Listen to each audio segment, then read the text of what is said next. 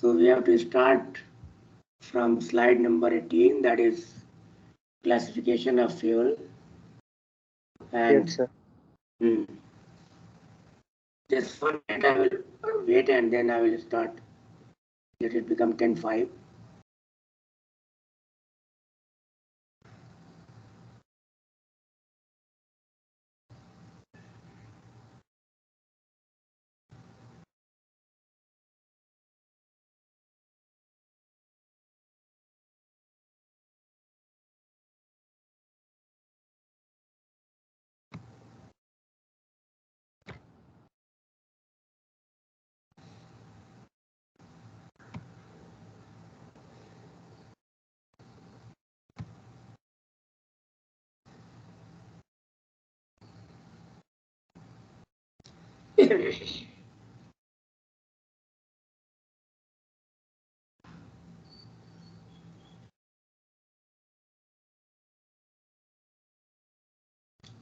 So now the chemical fuel or the fossil fuel, which the chemical fuel, because they are generally fossil fuel, except wood, they are all fossil fuels. So chemical fuels can be put into two basic groups. One is primary or natural fuel, where we take into account those fuels which are obtained by the natural resources, isn't it?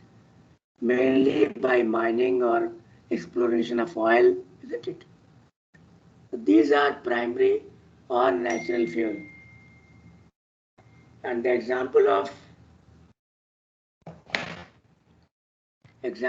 this fuel, we have wood, peat, which is a first stage qualification product of wood or plant material, then lignite, then bituminous or common coal, which is mostly used for most of the purposes, then the crude oil and the natural gas.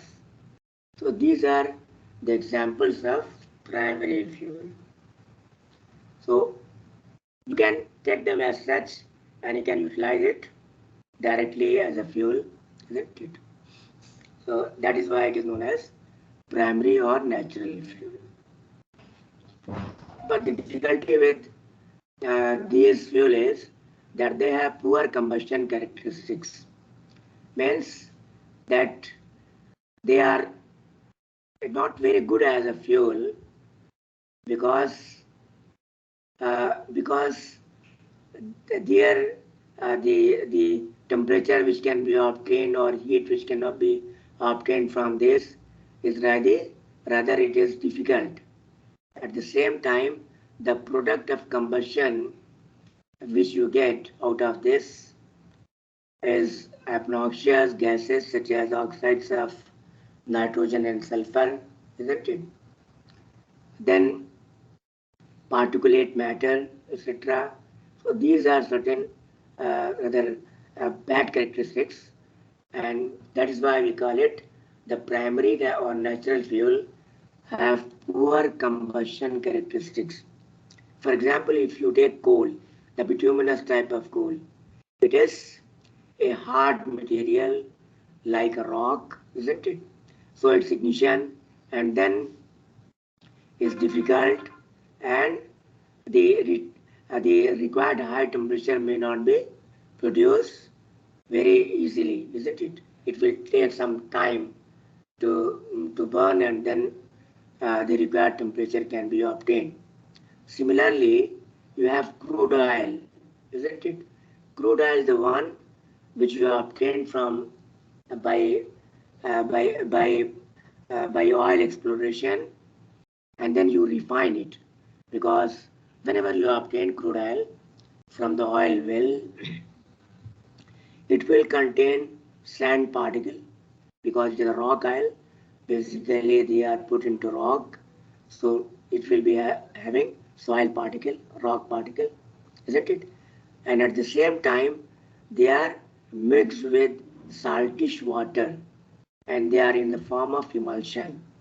So first of all, you have to remove that emulsion, separate the oilish, the saltish water and the oil and the soil particle, and then this is known as refining of the crude oil.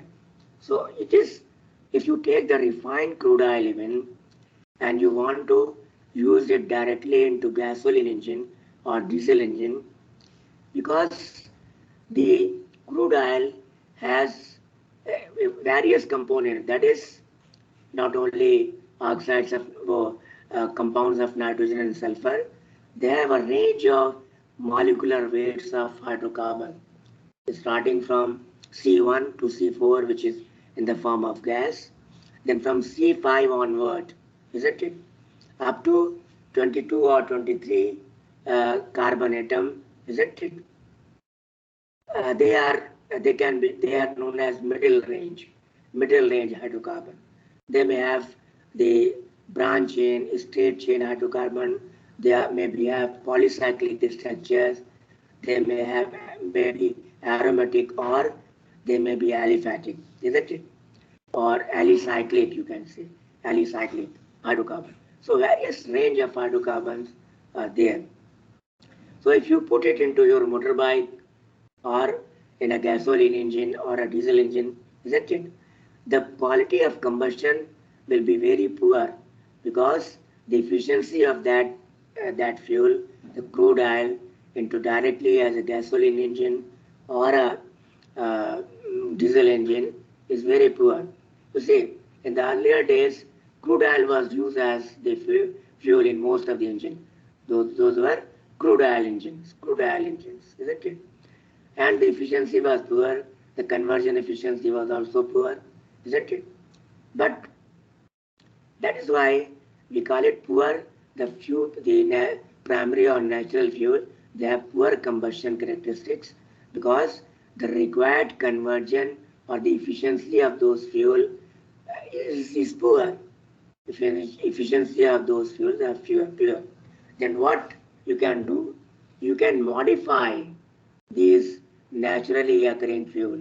For example, you take coal, bituminous coal, and you heat it into a well-designed oven, isn't it? Maybe electrical oven, isn't it? Or gas oven.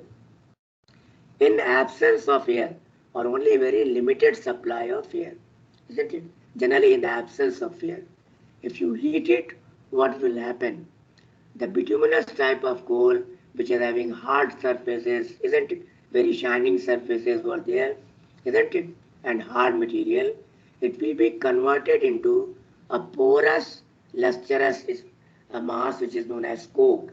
Here you can see the bituminous coal is converted into a porous, lustrous mass, which is known as coke. Now, since it is porous, what will happen?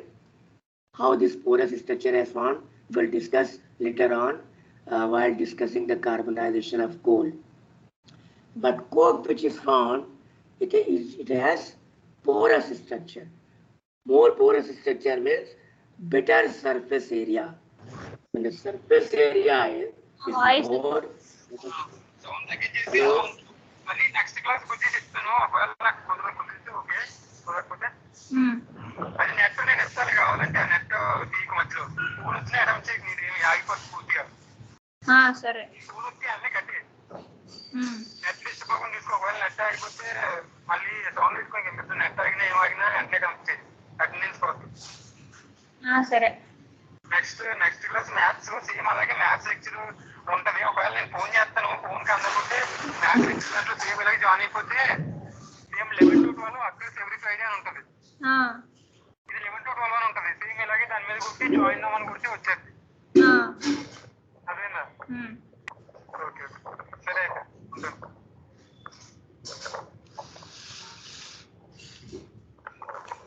What happened? Narayana Rao, why you are keeping your mic on? Narayana Rao, please mute yourself. Mike on system मतलब इसका phone करो,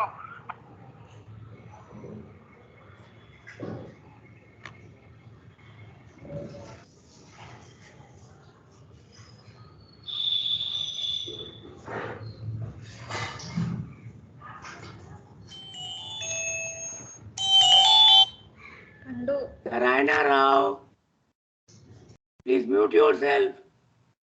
Otherwise, I will remove from the class.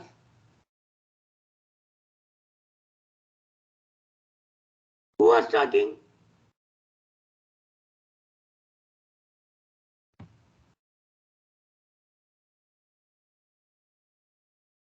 So there were two types. Sorry. So so that bituminous coal gets converted into a porous, lustrous material, and more porous structure means better surface area. And when the surface area will increase, the velocity of combustion or the efficiency of the fuel will increase, isn't it? Similarly, the crude oil which you have, now you fractionate it. The refined crude oil, you put into fractionating column, you obtain various components from that crude oil, right from the petroleum ether up to excess, isn't it? But the middle oil, that is middle range hydrocarbon, that is gasoline and diesel, then you separate it out, you put certain agents into it, such as anti-knocking agents, isn't it? Etc. You add into this, you add some amount of alcohol into it so that it becomes gas oil. And when you use this material, that is gas oil or diesel oil, into respective engine, that is diesel engine or gasoline engine, the efficiency of this oil will be much higher. So what happened? Such type of fuel which you have taken or obtained from the natural fuel, and then you modify it either by physical method or by chemical method in order to get a fuel which has better combustion characteristics like coke or gasoline or diesel, isn't it? So this type of fuel is known as secondary fuel or dried fuel. So dried fuel or secondary fuel, they are obtained by modifying the primary fuel.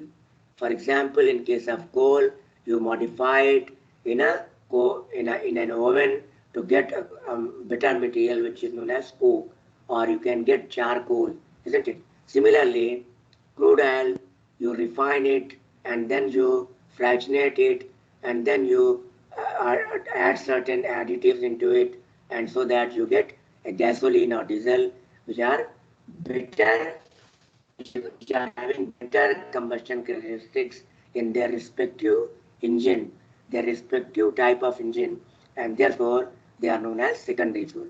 So secondary fuel are obtained by modifying the primary or natural fuel in order to get better combustion characteristics. Now coming over to the characteristics of a good fuel. See, good fuel are one, there are certain characteristics, though the quality, the parameters which are chosen for this depends upon the type of use. But still, I will upload all these slides, so I don't want to go into much detail, but some factors I would like to discuss here, that the fuel must have a higher calorific value, isn't it? But this is not always true, isn't it? For example, if you have taken gasoline, pure gasoline has a higher calorific value as compared to gas oil, because we have mixed 10% alcohol into gasoline, and the gasoline molecule have higher calorific value. The alcohol molecule, they are having lower calorific value. But by addition of 10% of alcohol into gasoline, the combustion or the anti-knocking behavior increases. The anti-knocking behavior of the gasoline becomes better, or it enhances. Anti-knocking, not knocking. Anti-knocking property enhances, and therefore the overall efficiency of the fuel increases, rather than by addition of a lower calorific value alcohol, the efficiency of the fuel increases. Similarly, the second point is very common, that is should be cheap and very. Yes. What is calorific Hello. value? What is Hello. calorific value? Hello. Should be cheap and readily available. Then the fourth point, that it should have moderate ignition temperature. It's a very important property. It should have moderate ignition temperature. See, if the ignition temperature, what is the ignition temperature? It is the temperature up to a fuel has to be heated in order to start the combustion process smoothly. That is known as ignition temperature. So if the ignition temperature is very high, isn't it? Then achieving the ignition temperature requires maybe a costlier technology. But if the ignition temperature is very low, then transport of the fuel and the storage of the fuel will become hazardous.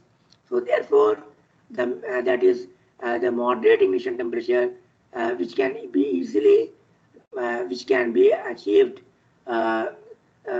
nicely, or which is safe. That is a better quality of fuel. For example, in case of diesel engine, the ignition temperature is between 480 degrees centigrade to about 500 degrees centigrade, and therefore the diesel engine, you cannot start ignition by a spark plug. A spark plug will not start the combustion process in the diesel engine like a gasoline engine, as in your motorbike or gasoline car. So it is not that technology. Then what is the technology? In order to achieve higher ignition temperature, in order to achieve the higher ignition temperature, another technique is used. That is compression ignition technique is used. That is why the diesel engine, they are internal combustion engine, but they have the compression ignition technology. That is why they are slightly costlier as compared to gasoline engine. But then certain more points.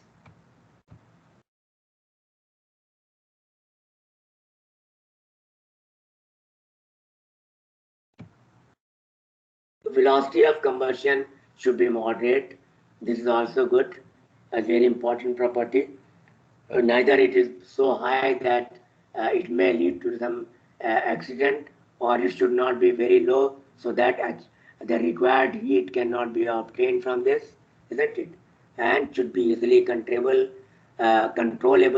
should be safe, and the combustion product should be safe and clean, isn't it? All these are certain points which are 11 points are there, and we will discuss it in the we'll discuss it in the we will upload this slide, and you can slide as well as notes also I will upload, so detailed thing you will be obtained in those notes. So now coming over to the most important property of the fuel, that is its calorific value. Why we are using fuel? In order to obtain heat from that, which can be utilized for doing certain purposeful work, isn't it? That is why we are using heat. Now, the heat value, or the content of heat in a material, is expressed in terms of its calorific value. And the calorific value is determined by a device which is known as a calorimeter, like thermometer. You measure the temperature. A calorimeter measures the amount of heat liberated or obtained as the result of a combustion of a fuel. So this is measured by a method or by a device which is known as calorimeter. So now calorific value of a fuel is an important property, because it is due to which we are using fuel, isn't it? So represent the amount of heat produced during combustion.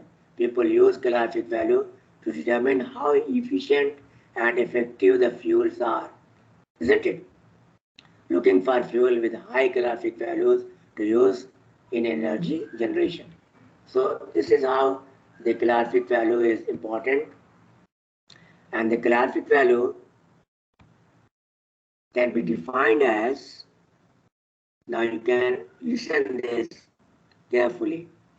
Calorific value is defined as the amount of heat liberated when a unit mass or unit volume of the fuel is burnt completely in presence of in presence of sufficient amount of oxygen, isn't it? In presence of sufficient amount of oxygen, then whatever heat is generated is known as calorific value of that fuel. Now, two things are there.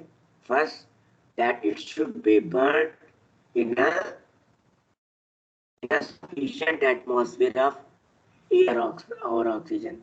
If suppose insufficient oxygen is there, then the complete heat cannot be obtained, because then the product of combustion may be carbon monoxide, isn't it? So complete combustion will not take place. Therefore, complete heat value you cannot obtain. At the same time, there are two things which I would like to mention here again, that I have set the amount of heat liberated when a unit mass, isn't it? The unit mass is taken in case of the solid fuel and non-volatile liquid fuel, isn't it? Solid fuel and non-volatile liquid fuel. The unit which is taken is per unit mass. The fuel which is taken is per unit mass. Similarly, for the volatile liquid and a gaseous fuel, because you cannot weigh it into in a balance, a gas you cannot weigh. At the same time, you cannot weigh the volatile matter with volatile fuel and put it to the calorimeter and then burn it. So in that case, it is taken as per unit volume. So when I say it is the amount of heat liberated when a unit mass, means it is for solid and non-volatile liquid, or a unit volume, it is for volatile liquid and a gaseous fluid, which when they burn, whatever amount of heat is generated is known as its calorific value. And as I have told you that it is determined in a device which is known as calorimeter. Now, next is the units of calorific value. Calorific value, the units of the calorific value are many, isn't it? All energy units can be used as per mole, but mainly in case of calorific value of the fuel, isn't it? Since the name is calorific value, so generally the calories per gram or kilocalories per kg unit is used. Calories per gram or kilocalories per gram per kg will be for solid fuel and non-volatile liquid fuel.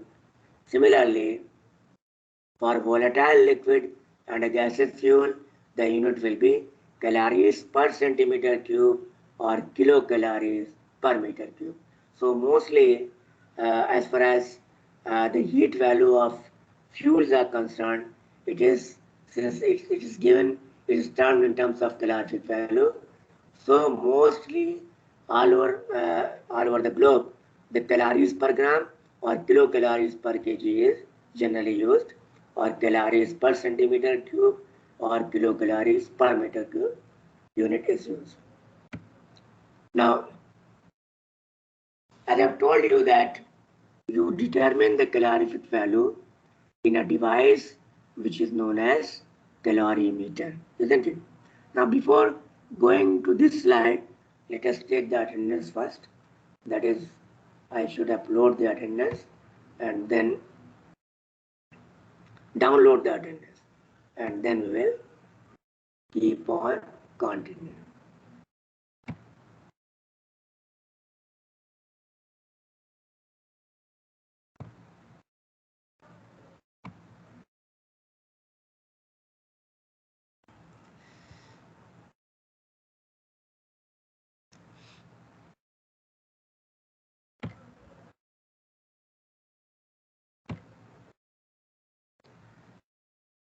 So attendance I have downloaded, and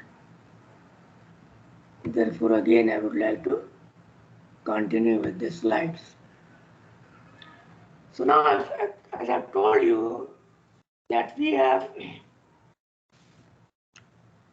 to determine the calorific value in a calorimeter, isn't it? Now there are two types of calorimeters mainly. The one which is used for determination of calorific value of a solid fuel or non-volatile liquid.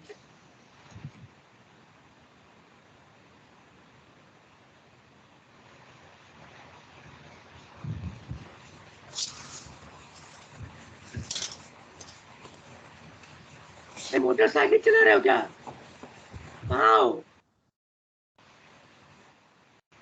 कौन है ये बार बार? मैं सबको unmute कर देता हूँ. मृत्युंजय कुमार,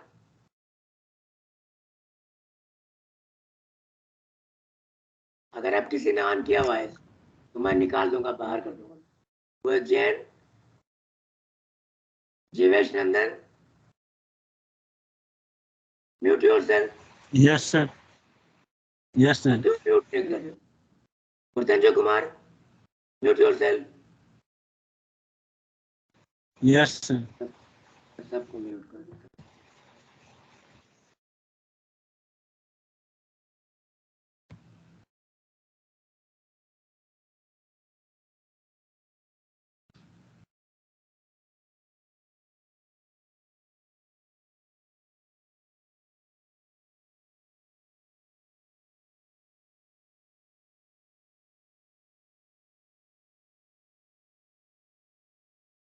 तुम लोग क्वेश्चन ना पूछ पाओगे, ये दिक्कत है.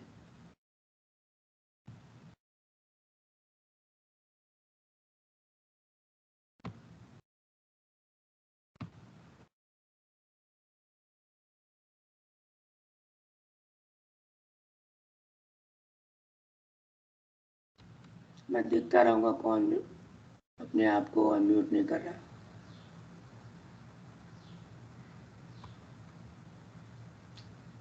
So therefore,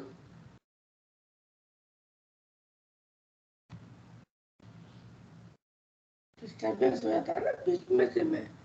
So for determining of the solid fuel or non-volatile liquid fuel, we are using bomb calorimeter.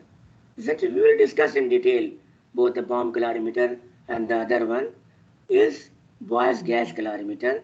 There are few more gas calorimeter, but the best with the simple operation is Boyce gas calorimeter. So we'll discuss that. So when you determine the calorific value of a fuel either by a gas calorimeter or by a bomb calorimeter, the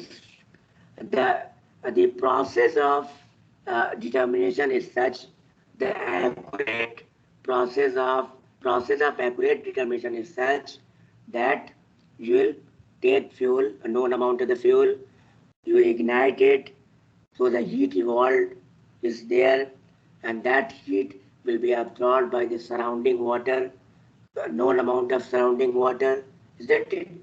Then this heat, which is obtained as the result of combustion of the fuel, will be absorbed by the surrounding water and the material of the calorimeter, and the temperature will rise from room temperature to certain higher temperature, isn't it? So, if you see, every fuel has hydrogen in itself. In it, there is no fuel which has no hydrogen. So hydrogen is always there in every fuel. So when you put the this fuel into combustion. What are the combustion products? Mainly, if you avoid if you don't take into account the compounds of nitrogen and sulfur, then there are two main combustion products, isn't it? That is carbon dioxide and water molecule. Carbon dioxide comes out of the combustion of carbon, and water comes out as the result of combustion of hydrogen in the fuel. So since every fuel has hydrogen, so the combustion product, that is water, is always there, isn't it? So what happens that when you do this determination in a bomb calorimeter or a gas calorimeter, what will happen?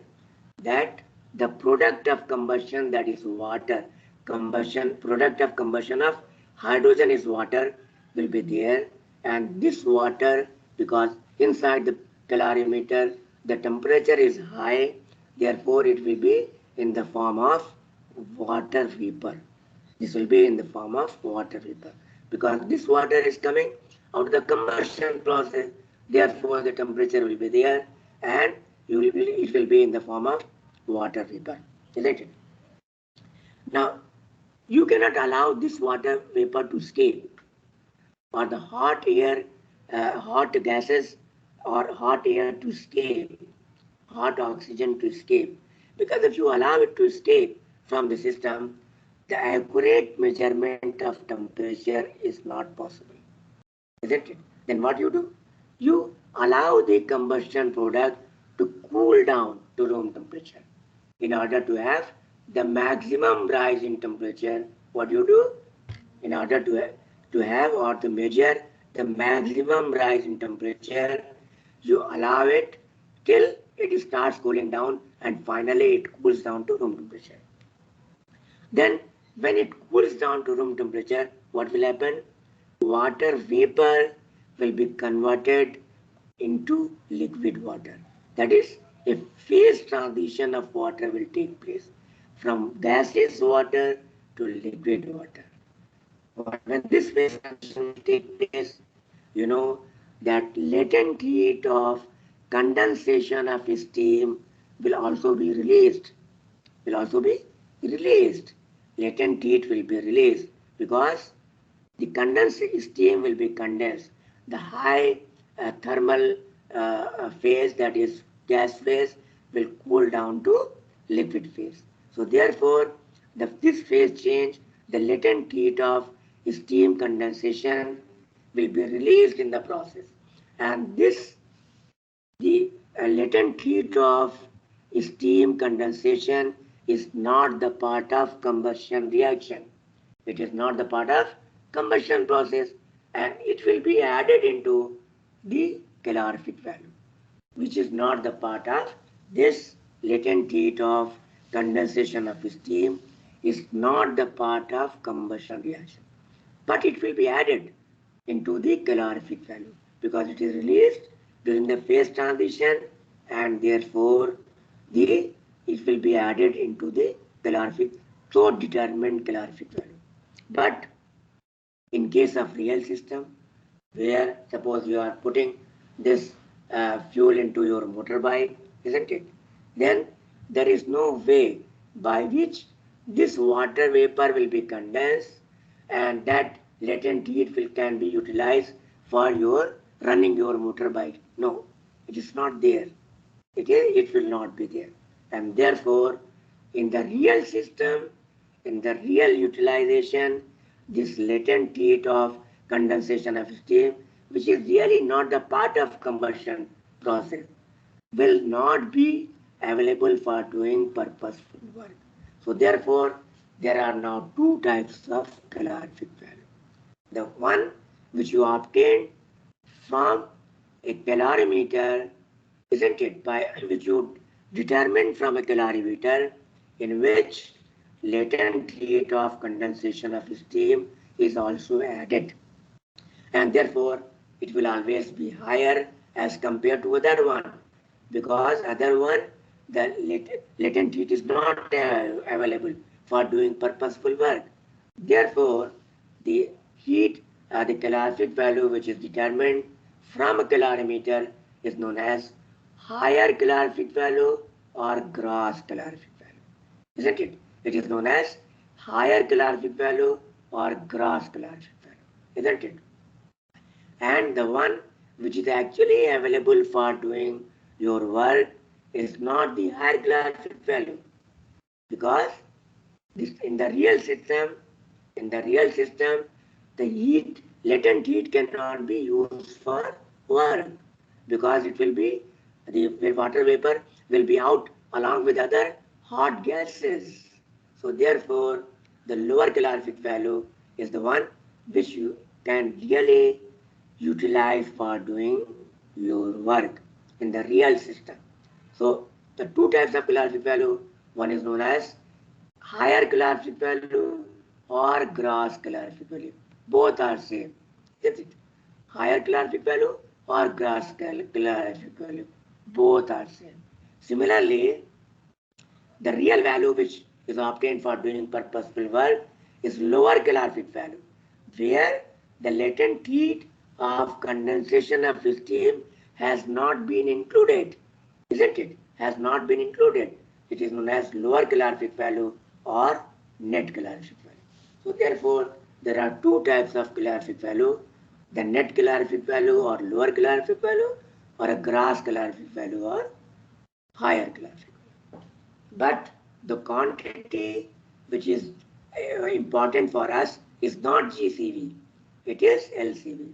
But why we then determine GCV or HCV?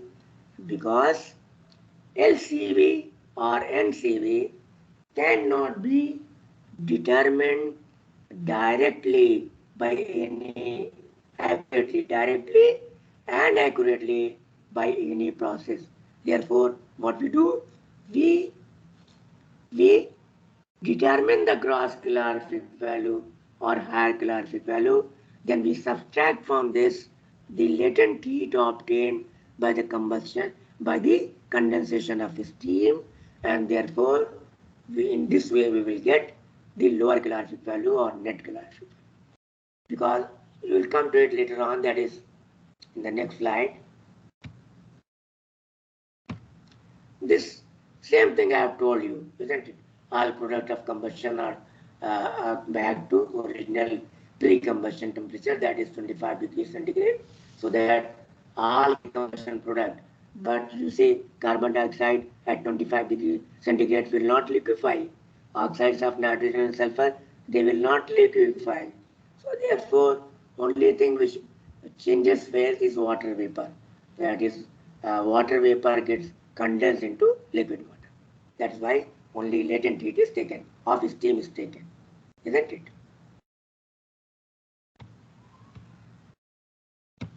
Now coming over to the definition.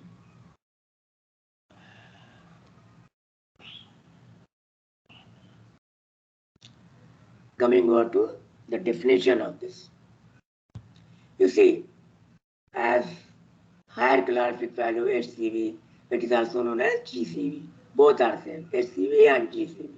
It is the total heat liberated in any unit, kilojoule, kilocalories, calories, by the complete combustion of a unit mass or unit volume of fuel, and the product of combustion are brought back to room temperature, where water vapor gets condensed to liquid water, isn't it?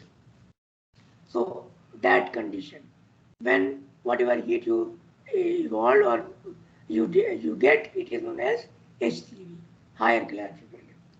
But in the real system, we only can utilize the lower one. We cannot utilize the latent heat of condensation of steam for our purposes, because with the other hot gases, water vapor will also be removed, and therefore lower calorific value, you can define it is the total heat liberated in any unit by the complete combustion of 1 unit mass or 1 unit volume of the fuel, and you see, this is important, products of combustion are allowed to escape, isn't it? But you see, We have written it just to define the lower calorific value, isn't it? You cannot allow, for the accurate determination, you cannot allow the product of combustion to escape from a calorimeter, isn't it? That is why HCV is determined, and from the HCV you can see GCV, you subtract this amount. This is the latent heat of condensation of steam. Here the first value is this one, that is GCV minus latent heat. Why it is 9? 9 into H, where H is the percent, is the amount of hydrogen in the fuel. 587 is the heat, latent heat of condensation of steam per unit mass. हाँ बताइए. Sir, small doubt, sir. हाँ बताएं. Sir, you said that in the lower calorific value, we are allowing the products to escape. But if we are allowing the... Just a minute. It is only for definition purposes. You see. Achha. Otherwise, what I am saying, if you allow the product of combustion to escape, the accurate measurement of temperature is not there. And at the same time, that is why we determine, first of all, calorific value, higher calorific value. Then we cannot determine directly LCV by escaping the product of combustion, because then the accurate measurement of temperature will not be there. So how you are getting LCV? In the equation you can see LCV is obtained from HCV by determining GCV and then subtracting this factor, that is the latent heat of condensation of steam. Yes, is it all right? Yes, sir. Sir, for in the real system, if anybody talks about calorific value, that means it is LCV, no, sir? Yes, LCV. Okay, LCV. Thank you, sir. LCV, but many a times data for HCV is also given. HCV is also given, from where you have to determine the LCV, knowing the percentage of hydrogen in the fuel.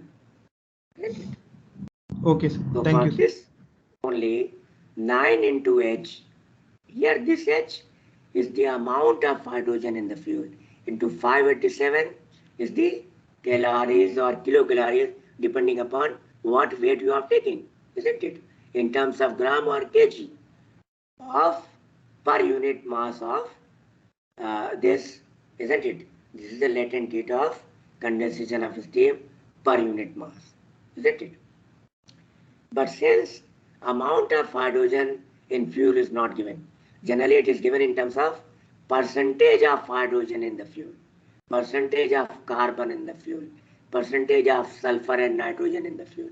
Therefore, the better quantity will be this percentage, divide this H 9 by 100 and it will be 0.09 into H into 587. Now this H is the percentage of hydrogen in the fuel. It is not the amount. Here, in this case, it is amount. Here it is the percentage. So this is now coming over to the same thing I have told you earlier. So I would like to skip this slide.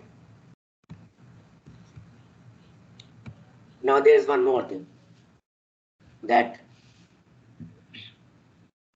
besides determining the calorific value experimentally, if the percentage composition of the fuel is given, isn't it? Percentage composition of the fuel is given, then what will happen? Knowing this percentage and knowing the actual GCV or HCV of that material, isn't it? You can make an equation by which you can determine theoretically the calorific value of the fuel. Here you see HCV of hydrogen 1H, isn't it? For H2 gas, it will be double, isn't it? H2 gas per meter cube, it will be double, isn't it? So H 34,500. For carbon, HCV is 8080. You see, for carbon, GCV and LCV both are same, isn't it? Both are same for pure carbon. But you see, every fuel has no fuel has pure carbon. Therefore, hydrogen is also there, carbon is also there, a small amount of sulfur and nitrogen may also be there, and oxygen is also there. And sulfur liberates 2240 kilocalories or calories per gram of heat. Oxygen percentage also in this formula, which is known as Dulong's formula, the nitrogen has not been considered because generally the percentage of nitrogen in coal, it is more about coal, isn't it? It is more about coal. So percentage of nitrogen is very small. That is why it has not been considered here. Otherwise, the nitrogen is always there, but in very small amount. So in this formula, Dulong formula, the percentage of nitrogen has not been considered. Only the oxygen percentage, hydrogen, carbon, sulfur has been considered. So once you know the amount of hydrogen, that is percentage of hydrogen, its calorific value is known, percentage of carbon, its calorific value is known, percentage of sulfur, its calorific value is known, percentage of oxygen. Then now switch to another slide and then we'll come back to this. You can design a formula, isn't it? Where HCV is equal to 1 upon 100. Why 1 upon 100? Because percentage composition is given, isn't it? That is why we have put 1 upon 100 before this bracket.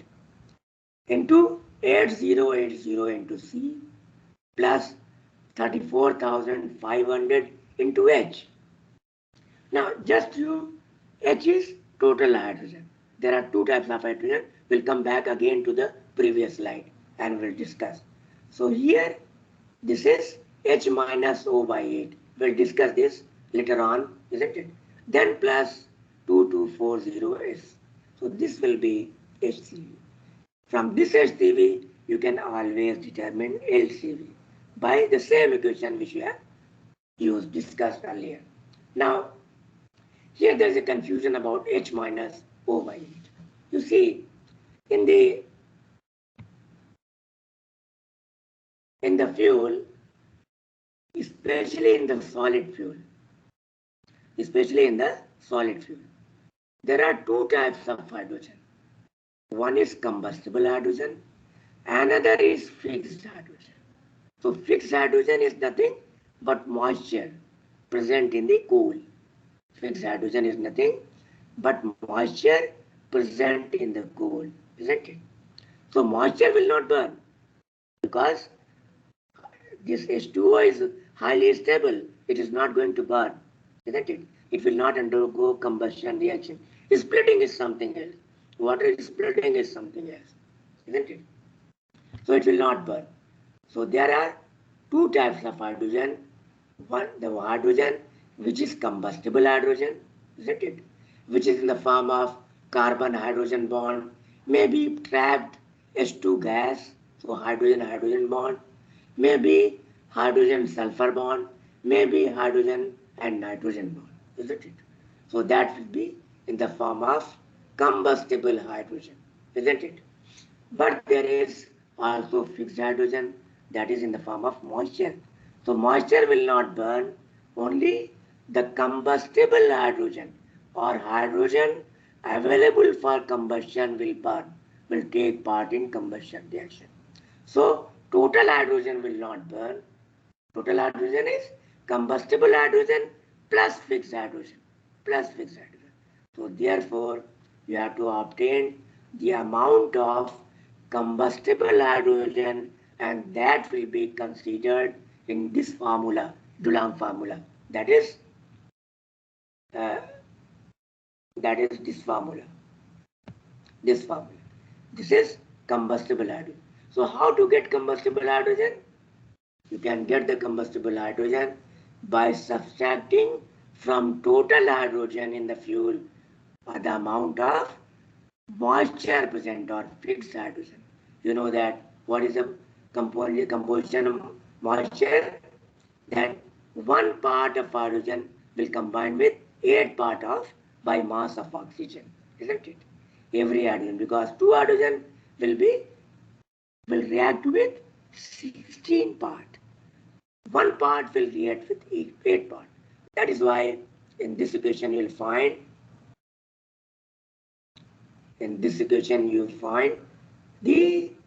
this one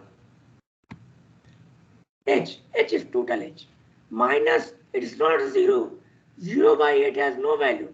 So you can put OX instead of O, so that you should be clear that it is the percentage of oxygen in the fluid divided by 8. So O by 8 will give you the amount of hydrogen in the form of fixed hydrogen or in the form of moisture. So from total hydrogen, amount of fixed hydrogen will be subtracted, so that by this entire factor you will be able to get the amount of combustible hydrogen, isn't it? So only that combustible hydrogen will release the heat, and therefore 1 upon 100 into 8080C plus 34,500 into H minus O by 8 plus 2240S, isn't it? This will give you HCV, and then LCV you can get from the earlier equation, HCV minus 9 by 100 into H into 587. Again, H is percentage of hydrogen in the fluid. So this will we'll be able to get now coming over to determination of calorific value. We'll discuss in the next class, because now the time is up, and two types of calorimeter, just I have told you, bomb calorimeter and gas calorimeter. So here we are going to stop it, but before that I should